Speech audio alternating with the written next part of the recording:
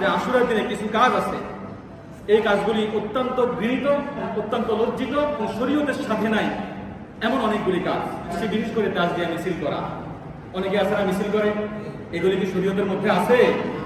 এরপরে ওই যে শরীরের মধ্যে কাটাকাটি করা, এরপরে হাদিসের মধ্যেও আসে স্পষ্টভাবে পাঞ্জাবি ছিঁড়ে টেনে খুলে ফেলা, এগুলি কি শরীয়তের মধ্যে আছে?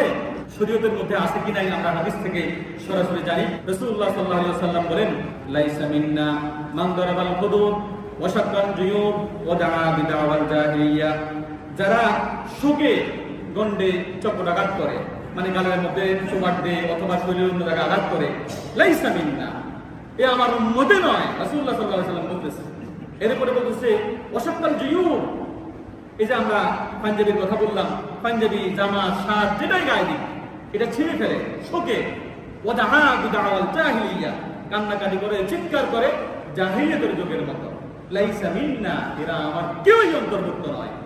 কয়টা কাজ? এই ক্ষেত্রে তিনটি কাজ বেশি হয়। একটা হলো কি নিজের শরীরে আঘাত করা, আরেকটা হলো জামা কাপড় ছিঁড়ে এরপরে মাতাম করা, বিরাট করা, এগুলি করা যাবে?